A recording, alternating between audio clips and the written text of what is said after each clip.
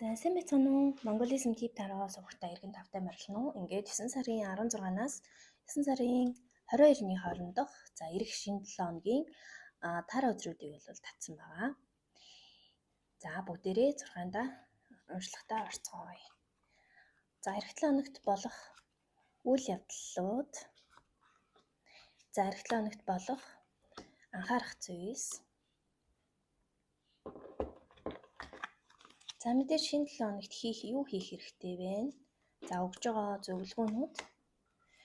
За мудраа өдөр болон ирэх 7 хоногт тохиромжтой одоо урмын үг эсвэл онч үг гэж болно. Эсвэл affirmation маягаар энэ үгийг ашиглаж болно.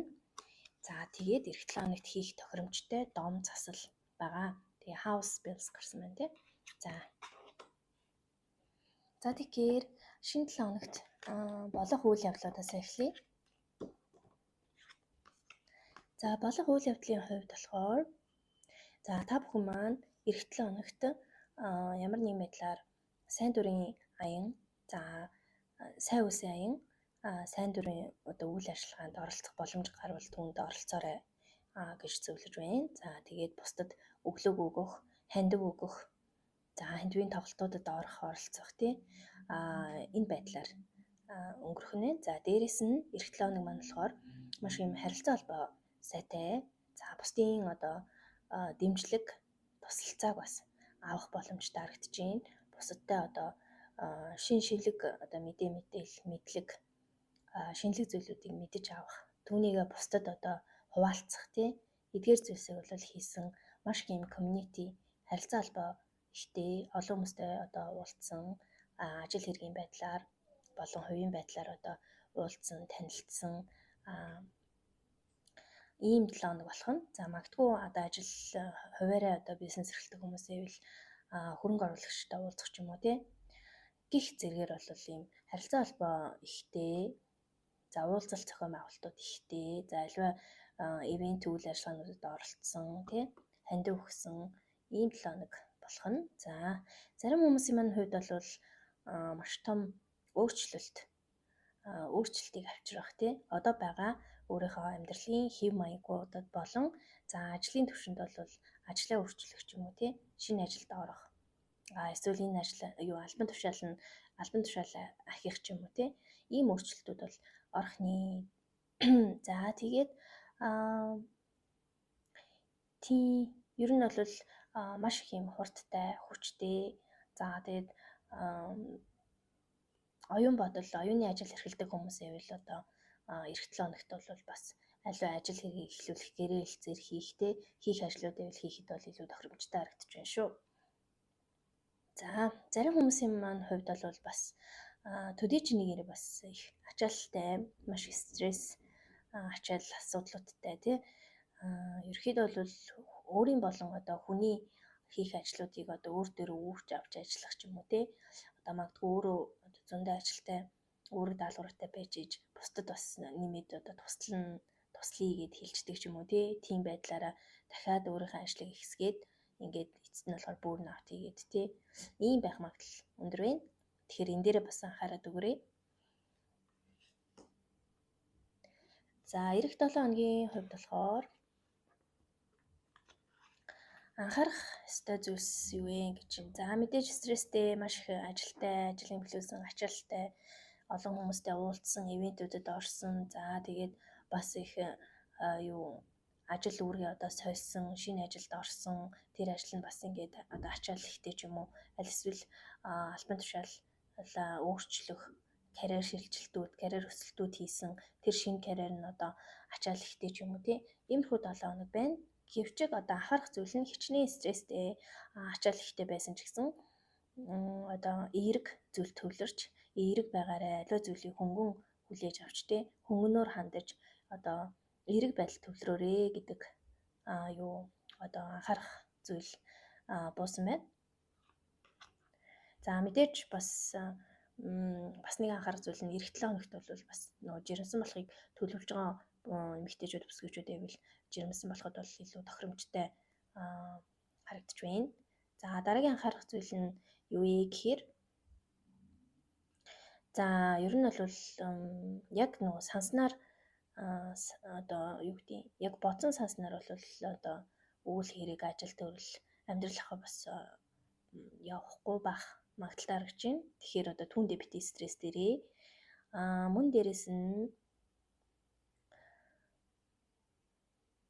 тийм хэлж ярихаасаа өмнө одоо сайн бодсон ер нь буур суурьтай одоо нөгөө үндэс үрд байхгүй юу? Үндэс үрдээ сайн идэвхжүүлээд бууртай одоо аливаа зүйл одоо намтай гэж ярьдаг тийм маш намтай агаарэ хүмүүст хамаагүй зүйл одоо амлаж болохгүй одоо нэг чадах хэсгээ сайн бодож иж хүнд тийм үгүй гэж хэлэх шийдвэрүүдээ хэлэх те хүмүүст одоо амлалт өгөхгүй байх бүх зүйлийг төлөвлөгөөтэй бодсныхаа дараа үйлддэг бодсныхаа дараа хэлдэг ийм анхааралтай байгаарэ гэдэг анхаарах зүйл болсон байна. За дараагийнх нь болохоор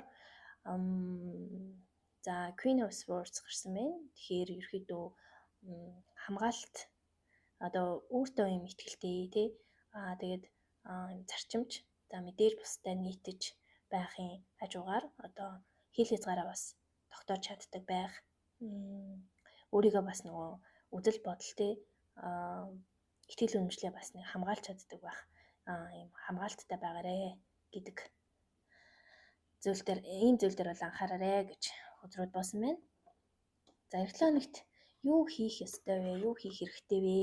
Гэд дээр бол за усны уурсгал шиг ус шиг одоо уурсаа усны уурсгал шиг бай гэдэг нь за яг нэг талаар бол бүх зүйлийг одоо контролдох гоод бүх зүйлийг хяналтандаа байлгах гээд ачаагаа улам нэмсний хэрэггүй. За мөн дээрэс нь аливаа зүйлийг одоо энэ хорвоо ертөнцид цаг хугацаанд бас даатгаад аливаа одоо бүх зүйлийг контролдохгүйгээр бас аясаар нь явуулах хэрэгтэй зүйлсээ аясаар нь бас явуулаарэ. Тэгэхгүй бол бүх зүйлийг ингэж хянах гад бүгдийг нь одоо өөрийнхөө төлөвсөн тий бодсныхаа дагуу хийх гээд тэгээ бүрн авт хийх магадлал байна шүү. Тэгэхээр аливаа зүйлийг та бүхэн маань өнгөрөх ёстой зүйлсийг өнгөрөөгөөд хаях ёстой зүйлээ хаяад одоо ингэж урсгалын дагуу байгаарэ гэсэн зүйл ярьсан байна. За тэгээд мудра үзэр байна.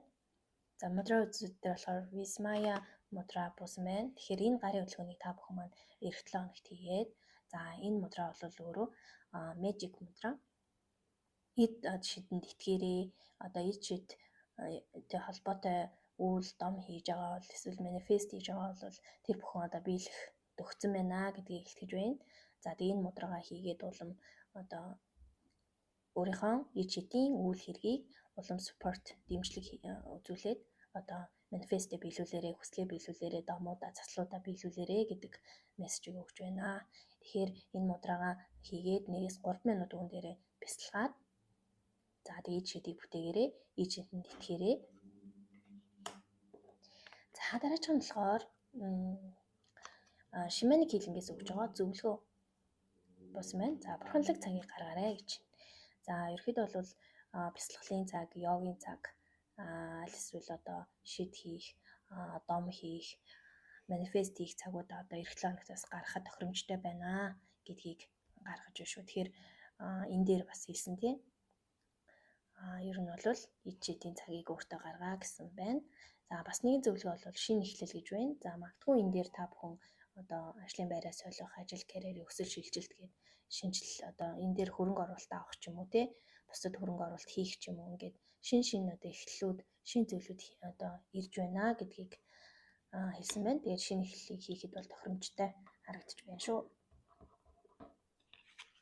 За ингээд эх 7 хоногийн маань дом заслын хувьд бол house spell болсон байна. Тэгэхээр гэрийн дом гэртээ хийх юм байна. Тэгэхээр your home is your temple spell гэж юм. Тэгэхээр гэрээ ариун сүм мэтээр төсөөлөх хэрэгтэй. Тэгээд гэрээ ариун сүм мэт одоо ариун болгох дом хийх нэ. За энэ домыг бол яаж хийх боломжтой вэ гэхээр та бүхэн маань одоо эфирийн тоснууд байдаг.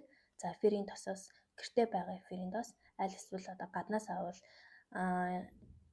одоо боломжит эфирийн тоснуудаа аваад за өөрийнхөө цонх болон үүдэндээ тосоон түрхээд за лаа гэртээ асааж байгаад одоо лаандаа ингээд гэр орон маань одоо ариун сүм мэт болсон байна. Тэгээд миний энэ амьдарч байгаа гэр орон минь миний одоо хамгаалтын бамбай юм аа. Гэрээ хамгаалж байна. Муу мухай одоо сөрөг эрчим бүхнээс гэр минь хамгаалагдсан байна гэдэг шившлгийг хэлээд лаанда одоо лаа болон эфирийн тосондоо шившээд тэгээд эфирийн тосоо хаалгандаа түрхэх нь шүү. За, affirmation үг бол эх 7 хоногийн affirmation үг бол за миний амьдрал дэлхийн одоо агуу нууцад оршиж байгаа. Миний амьдрал одоо их дэлхийн агуу нууцуд дотор оршиж байгаа. Тэгэхээр яг шинжлэх ухаан хөгжиж байгаа ч гэсэн за шинжлэх ухааны тайлбарлаж чадахгүй зүйлс маш олон байгаа.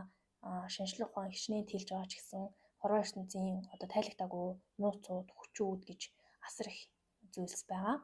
Одоо бидний төсөөлж чадахгүй тийм зүйлс байгаа. Тэгэхээр тэр бүхэн дунд тий яагаад ичид гэж байдаггүй аюу байж болохгүй юм тий шид гэдэг зүйл байж болохгүй юм гэсэн одоо хараан дор ерөөхдөө бол шид гэдэг зүйлээ одоо бас судлаад одоо дор дорноо бас хийгээд тий үн дээр ажиллаад өгөх хэрэгтэй л гэж би үзэж байна. За ингээд эх 7 хоногт нь бүгдэнд нь амжилт хүсье. Баярлалаа.